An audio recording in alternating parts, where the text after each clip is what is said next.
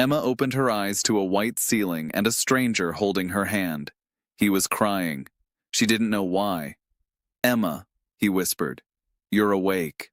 She pulled her hand back. "Who are you?" His face broke in a way she'd never forget, even though at that moment she couldn't remember anything at all. The doctor explained it gently. A car accident, 3 weeks in a coma, retrograde amnesia. Some memories might return, some might not. The man's name was Daniel. He said they'd been married for 2 years. Emma looked at the ring on her finger like it belonged to someone else. A week later, going through her things at home, she found a woman's earring in the glove compartment of Daniel's car. Not hers. She didn't say anything, not yet. She just held it in her palm and felt something cold settle in her chest, a feeling she couldn't attach to any memory, only instinct. She started watching Daniel more carefully after that. The way he checked his phone a little too fast, the way he flinched when she mentioned the accident. 3 days later, she asked him directly, "Whose earring is this?" Daniel's face went pale, and then he told her the truth. It belonged to his sister, who'd borrowed his car the week before the crash to pick up her daughter from a sleepover. It checked out.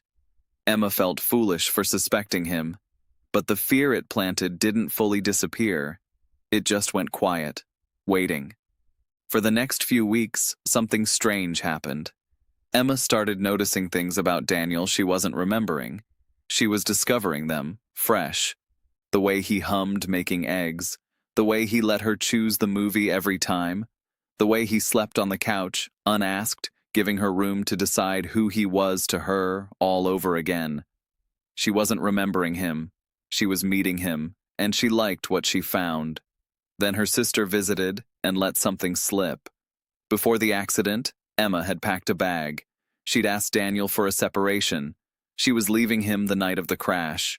Emma confronted him, her voice shaking. "Why didn't you tell me?" "Because I didn't want you to remember me as someone you were trying to escape," Daniel said quietly. "I wanted a chance to be someone worth staying for." "That's not your choice to make." "You're right. I'm sorry." He told her everything. The late nights he'd chosen over her, the way he'd stopped noticing her long before the accident forced him to. Emma left for her sister's house that night, needing space. 3 days later, going through old case files to understand what happened that night, Emma found something the hospital had never told her. She hadn't been driving alone. A man named Mark, a co-worker, had been in the passenger seat on his way to help her move her things out that same night. For a moment, her stomach dropped. Had there been someone else? She called Mark. His voice was careful, kind, entirely unromantic. "Emma, I was just a friend helping you carry boxes. You cried the whole ride. You kept saying you didn't actually want to go. You kept saying you didn't actually want to go." Emma sat with that sentence for a long time. She went back to her old journal, and this time she read it properly. Buried in an entry from months before the crash. "Daniel surprised me today. Small things. Maybe it's not too late for us."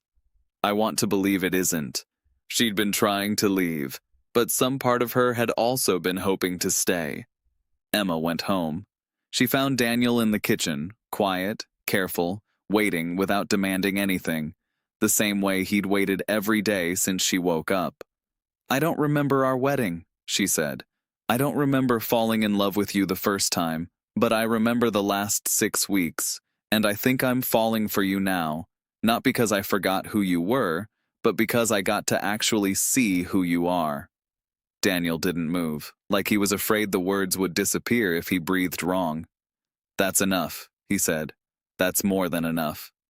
She smiled, the first smile since the accident that felt entirely her own. "Maybe some love stories don't need old memories," she said. "Maybe they just need someone willing to start over." "Reply me okay,"